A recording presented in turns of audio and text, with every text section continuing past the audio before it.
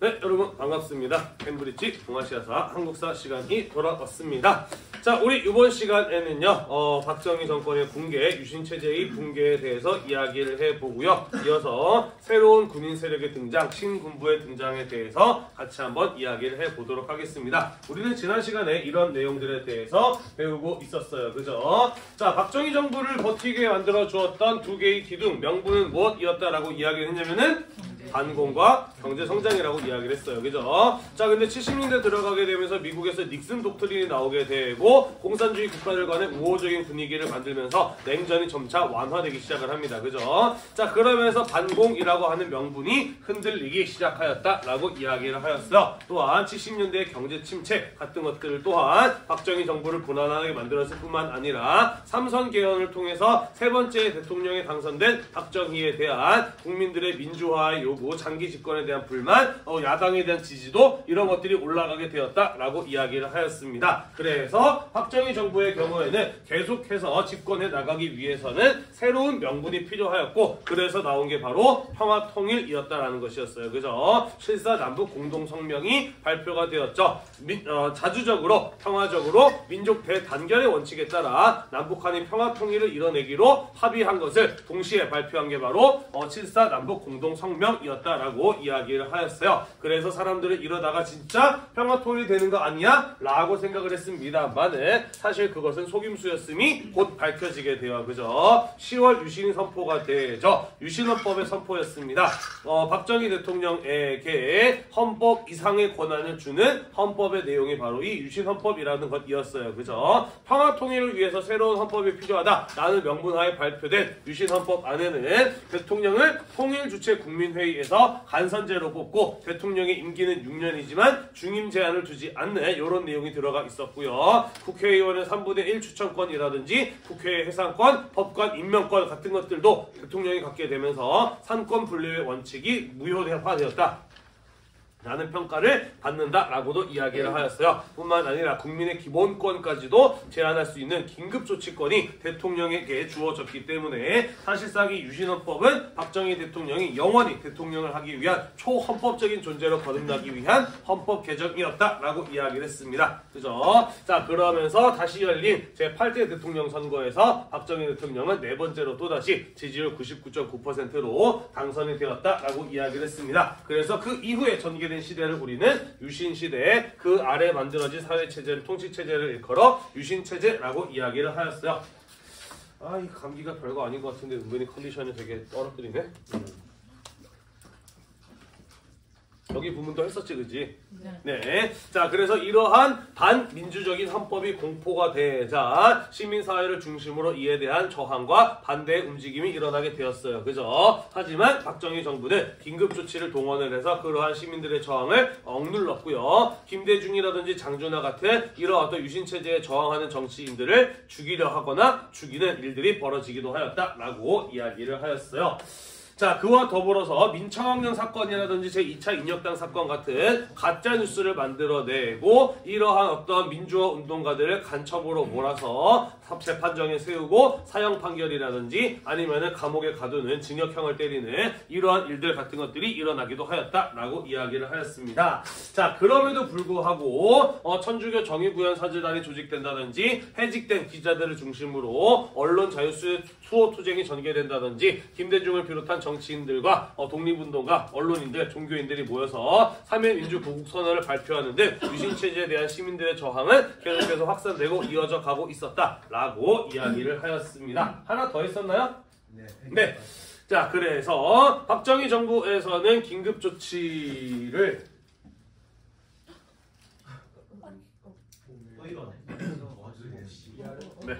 긴급조치를 9호까지 발동하면서 여러 차례 민주화와 정부에 대한 저항을 억누르려 하였습니다만은 계속해서 이 긴급조치 위반 건수가 늘어났다라고 하는 것은 시민들은 포기하지 않고 끝까지 민주화를 추구해 나갔다라고 볼 수가 있는 것이죠. 자, 그와 더불어서 제2차 석유 파동까지 터지게 되면서 지금까지 박정희 정부를 버텨왔던 경제발전이라고 하는 명분도 크게 흔들리게 되었다라고 이야기를 하였습니다. 하지만 헌법상으로는 여전히 박정희가 계속해서 대통령 대통령을 할 수 있는 내용이 들어 있었기 때문에 다시 한번 열린 대통령 선거에서 박정희 대통령은 9번째 대통령에 다시 한번 당선이 되면서 5번째 대통령이 당선되었다라고 이야기를 하였습니다. 하지만 국회의원 선거에서는 정부 여당인 공화당이 유리하게 선거가 짜여져 있음에도 불구하고 야당인 신민당이 1.1% 더 높은 득표를 받았다라고 하는 것은 그만큼 박정희 정부의 장기 집권과 독재에 대한 국민적인 반감이 큰 결과로 해석해 볼 수 있다라는 이야기를 했었습니다. 맞나요? 네. 이번 시간에 박정희 정부의 붕괴 과정을 같이 한번 이야기를 해보도록 하겠습니다. 자, 그 시작을 알리는 사건은 바로 YH 무역 사건이라고 하는 것이었습니다. 자, YH 무역이라고 하는 회사는요, 가발을 만들어서 수출하는 회사였고요. 여기에서 많은 여성 노동자들이 일을 하고 있었습니다. 자, 그리고 지난번에 선생님 잠깐 이야기했습니다만은 우리나라는 자원도 없고 자본도 없고 기술도 없는 상태였기 때문에 먹고 살 수 있는 유일한 방법이 무엇이었다라고 이야기를 했냐면 값싼 노동력을 이용을 해서 장시간 일을 시켜서 싼 값의 물건을 해외에 팔아다가 먹고 사는 것이 거의 유일한 경제발전 전략이었다라고 이야기를 하였습니다. 그죠? 따라서 우리나라 경제 전체는 성장했을지 모르지만 그 경제 성장의 성과가 모든 국민에게 골고루 돌아가지를 못하였다라고 이야기를 하였잖아요. 그죠? 그러한 문제를 잘 보여준 사건이 바로 이 YH 무역 사건이라고 하는 것이에요. 물론 이 회사의 회장과 사장이 나쁜 사람들이었던 것도 맞습니다만은 근본적으로 여기에서 일하고 있었던 여성 노동자들이 플래카드 보이죠? 배고파서 못 살겠다, 먹을 것을 달라와 같은 자신들의 생존권을 보장해 줄 것을 요구하는 데에 나서게 된 데에는 이러한 우리나라의 구조적인 문제가 자리 잡고 있었다라는 것이죠. 이해가 되나요? 네. 자, 그리고 이 YH 무역의 노동자들이 자신의 생존권을 보장할 것을 요구하는 시위, 농성을 벌인 곳이 어디였느냐? 그게 바로 야당이었던 신민당 건물 안에서 농성을 전개를 했어요. 왜냐면 아무리 국가 권력을 하라고 할지라도 야당의 건물을 함부로 들어와서 노동자들을 탄압하는 일은 벌이기가 어렵기 때문인 것이죠. 이해가 되나요?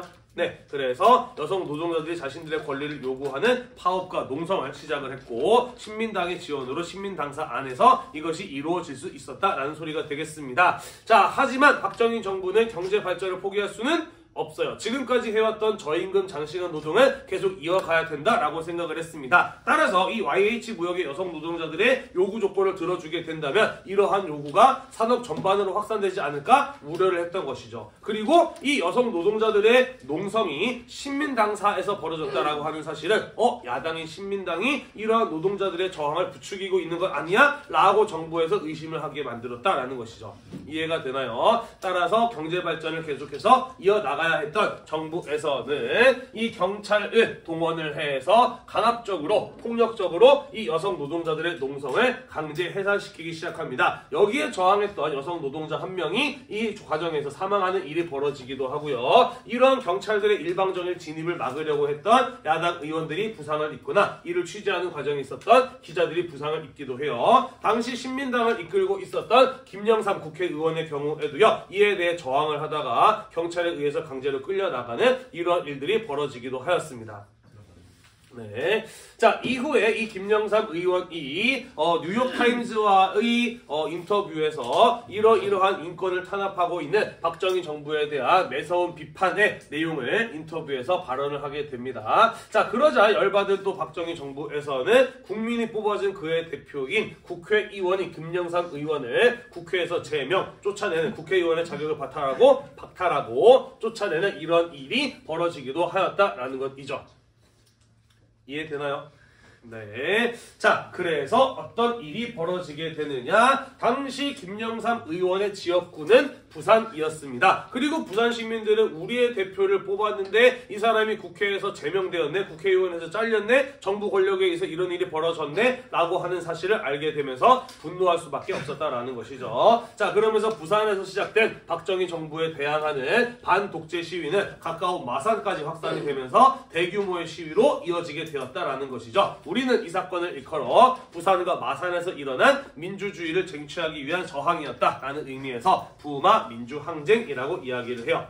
이들은 독재를 타도할 것, 유신을 철폐할 것 같은 것들을 외쳤다라는 것이죠. 자, 그래서 박정희 정부에서는 유신체제 하에 계엄령을 선포하고 군대까지 동원해서 이러한 저항을 억누르려 하였습니다만은 오히려 저항의 불길은 더욱더 거세게 타올랐다라는 것이죠. 애당초 이 사건이 벌어지게 된 근본적인 원인이 어디 있었나요?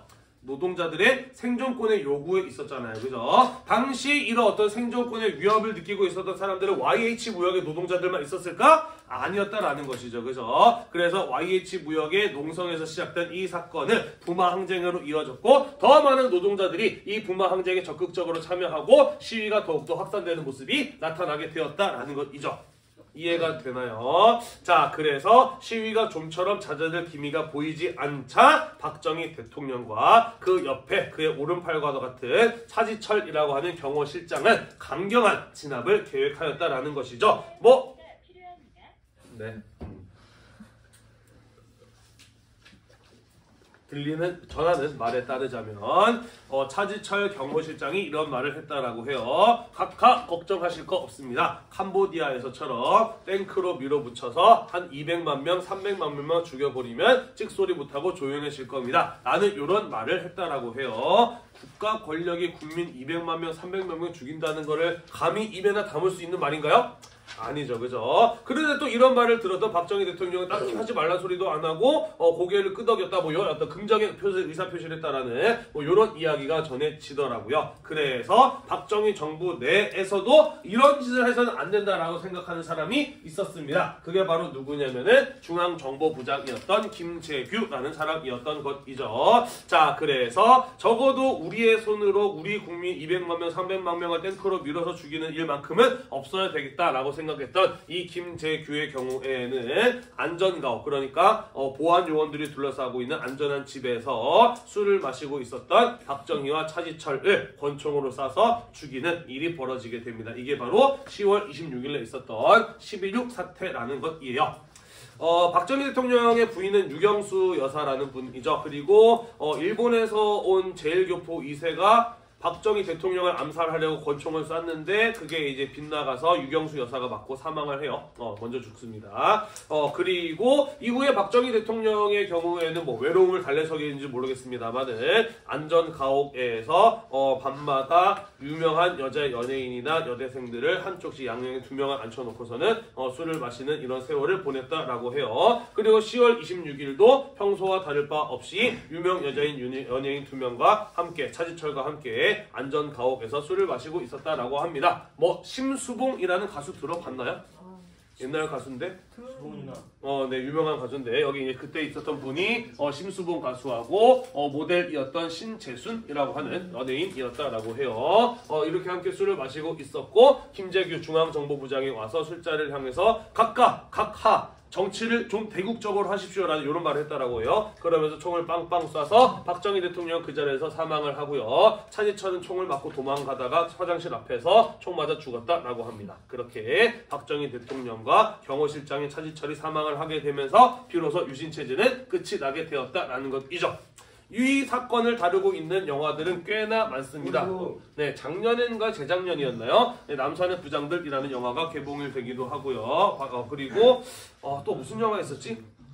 아무튼 이걸 다루고 있는 영화도 꽤나 많습니다. 나중에 기회가 되면은 우리 같이 한번 봐도 괜찮지 않을까라는 생각이 들어요. 자, 그러면서 박정희 대통령이 사망을 하게 되면서 오랫동안 이어져 왔던 군인들의 독재가 끝났다라고 시민들은 생각했습니다만은 이게 왠가 또 다른 군인 세력이 등장했습니다. 그게 바로 전두환으로 대표되는 신군부의 등장인 것이죠. 같이 한번 이어서 살펴보도록 하겠습니다.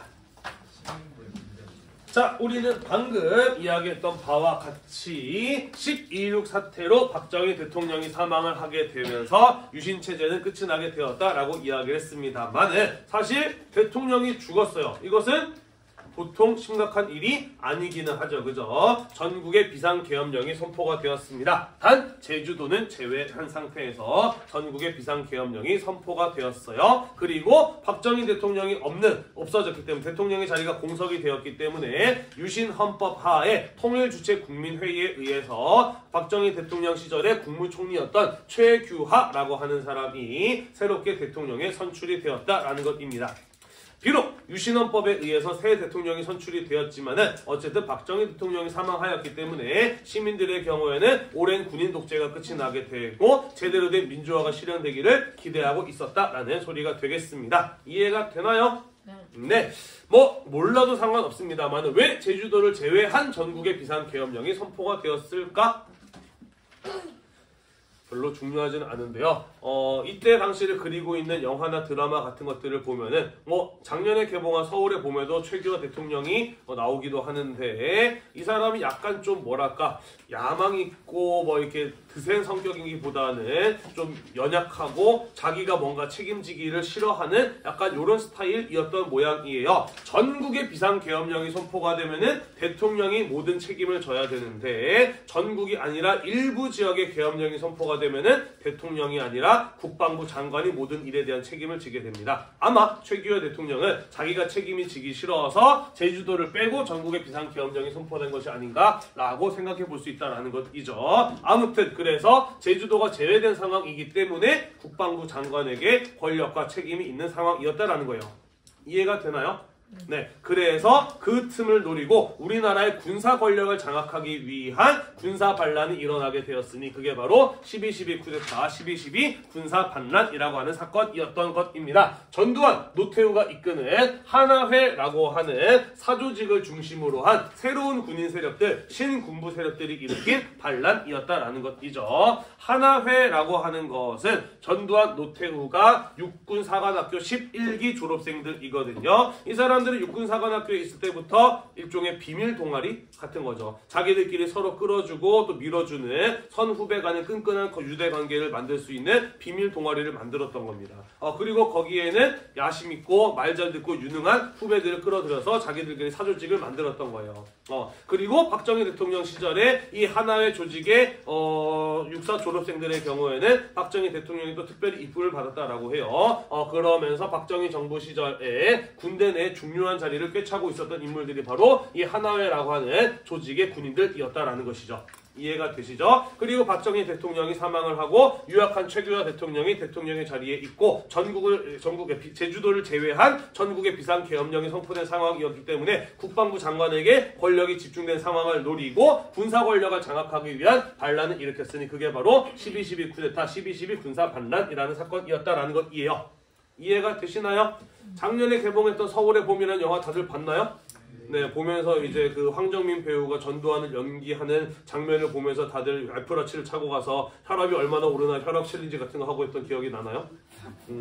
그거 저기 뭐냐 그 이태신 장군, 그러니까 정우성이 연기했던 장군이 수도 방위 사령관으로 취임하는 장면, 여기 오산대학교 운동장에서 찍은 거 알고 있나요? 네?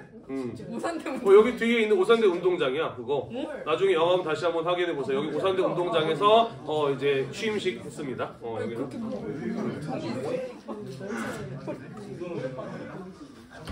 네. 올라가 보면 느껴지잖아. 옛날 운동장 느낌이 확 나잖아. 그래서 거기를 어떻게 잘 찾았나 봐. 그래서 거기서 취임식 그 장면을 찍었더라고. 어떻게 찾은 거지? 이성기도 없어. 네.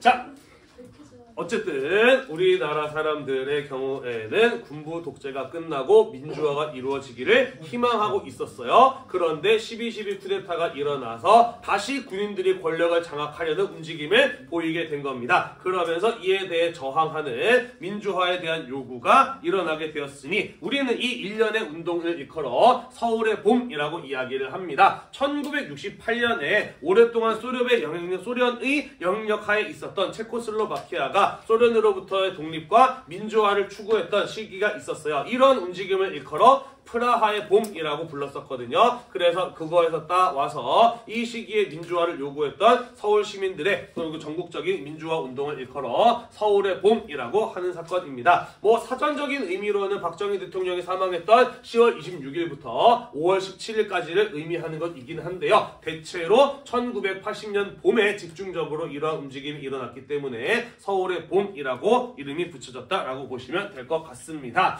자, 선생님이 방금 이야기한 바와 같이 오랫동안 민주화를 열망해 오고 있었던 시민사회는 신군부라고 하는 또 다른 군인 세력이 등장을 하자 그들에 맞서서 계엄령을 철폐할 것, 신군부는 물러날 것, 헌법을 개정할 것 같은 것들을 요구하면서 민주화에 대한 시위를 이어나갔다라는 것이고요. 특히 5월 15일에는 서울역 앞에 대학생들이 주도한 시위에서 10만 명 정도가 모였던, 보이나요? 이게 다 사람이에요. 10만 명 정도가 모였던 어마어마한 대규모의 집회가 열리게 되었던 것이죠. 그러면서 신군부를 향해서 비상계엄령을 해제하라, 언론의 자유를 보장하라 라는 것들을 요구하는 집회가 열렸다라는 것입니다.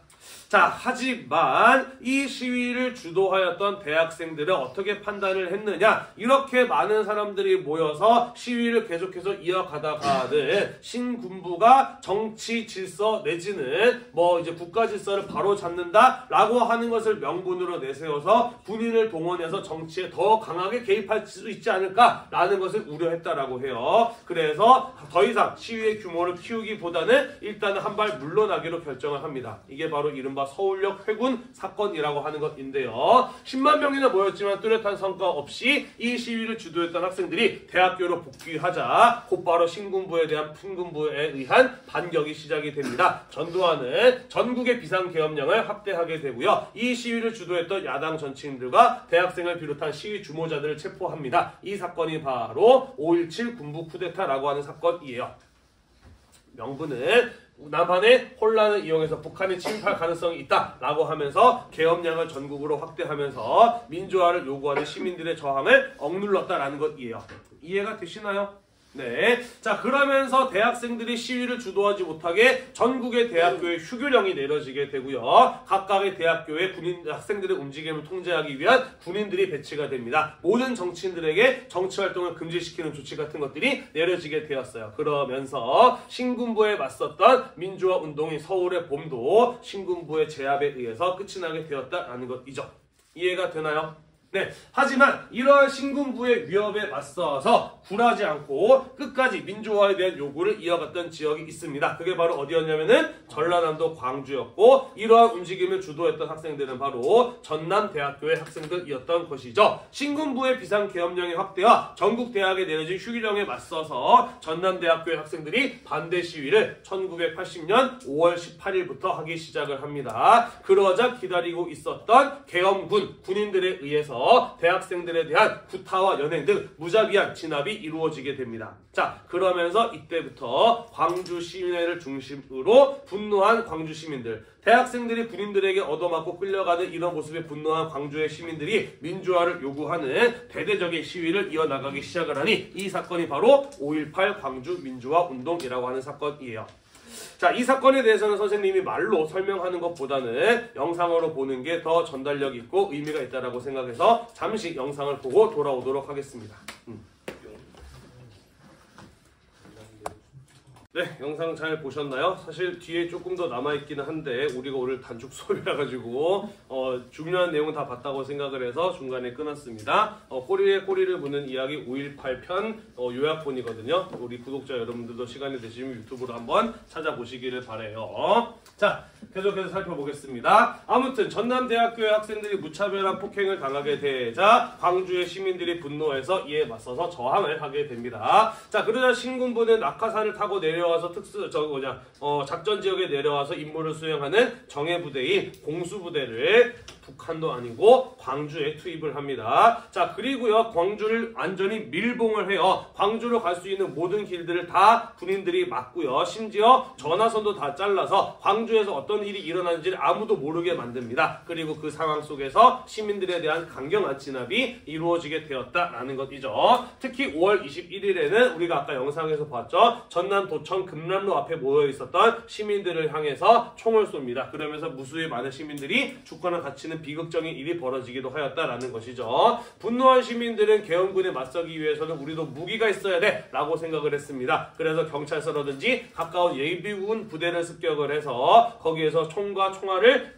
무기를 탈취해서 저항을 하기 시작을 합니다. 그러면서 시민군들이 계엄군을 몰아내고 전남 도청을 장악하고서 거기를 바탕으로 계속해서 저항을 이어나갔다라는 것이죠. 자, 하지만 아까 영상에서 본 바와 같이 탱크까지 동원을 해서 시민들 시민들을 제압하려는 군인들의 움직임이 있다라는 소식이 들리게 되자 사실 언제까지 이러한 시민들의 형태가 저항이 이어질 수는 없는 노릇이에요. 그죠? 그래서 도청을 장악하고 있었던 저항 시민들을 중심으로 시민수습대책위원회가 만들어지고요. 무기를 회수하고 정부의 평화협상을 제안을 합니다. 당신들이 잘못했다라는 거 인정만 하면 우리도 무기를 내려놓고 해산하겠다라고 평화협상을 제안하였던 것이죠. 하지만 신군부는 계엄군은 이러한 시민들의 요구를 전혀 받아들이지 않았어요. 그죠? 결국 탱크와 헬기까지 동원하였던 신군부의 공격으로 전남도청이 장악이 되면서 광주 5.18 민주화 운동은 비극적으로 끝이 나게 되었다라는 것이죠. 여기 기둥 사진이 보이나요? 전남도청에 있는 기둥이고요. 총알을 맞은 흔적들이 나와 있는데 왜 굳이 넣어놨냐면은 여기 파여있는 이 구멍의 크기는 보통 군인들이 쏘는 소총으로는 알 수 없는 크기라고 해요. 헬기에 달려있는 큰 총으로 쏴야 이 정도 구멍이 뚫린다라고 이야기를 합니다. 하지만 전두환은 죽을 때까지도 헬기의 사격은 없었다라고 끝까지 이런 증거가 있음에도 불구하고 인정하지 않고 사죄를 하지도 않고 사망을 해버리고 말았죠. 자, 그래서 아까 영상에는 200명이 넘는 사망자가 있었다라고 되어 있는데 우리 교과서에서는 한 181명의 사망자라고 표기가 되어 있네요. 그를 비롯한 수많은 행방불명자들, 부상자들, 수많은 희생자들이 발생했던 사건이 바로 광주 5.18 민주화 운동이었다라는 것이죠. 하지만 신군부의 경우에는 이 사실을 철저하게 숨기고 왜곡을 합니다. 특히 어떤 식으로 왜곡을 했느냐? 이 사건은 북한이 내려와서 저지른 일이다 라는 식으로 왜곡을 했어요. 나아가서 이 북한의 사주를 지시를 받은 김대중 야당 정치인 우리 지난번에 봤었죠. 그죠? 박정희 정부 때부터 끊임없이 민주화 운동을 해왔던 김대중이 북한의 사주를 받아서 일으킨 폭동이었다 라고 이렇게 알립니다. 왜곡을 해요. 그리고 실제로 광주에 간 적도 없는 김대중을 잡아다가 재판에 넘기고 사형 선고까지 내렸던 사건이 바로 김대중 내란 음모 사건이었다라는 것이죠. 하지만 실제로는 전혀 사실에 맞지 않는 왜곡이었다라는 겁니다. 문제는 사실 아직도 이렇게 기억을 하고 있는 사람들이 간혹 가다가 있기도 해요. 지금은 많이들 안 합니다만은 꽤나 극단적인 우익 사이트로 분류되었던 일간 베스트 같은 이런 데 있잖아요. 그죠? 그런 것들을 중심으로 이러한 거짓 사실들이 계속해서 아직도 유포되고 있는 현실이기도 합니다.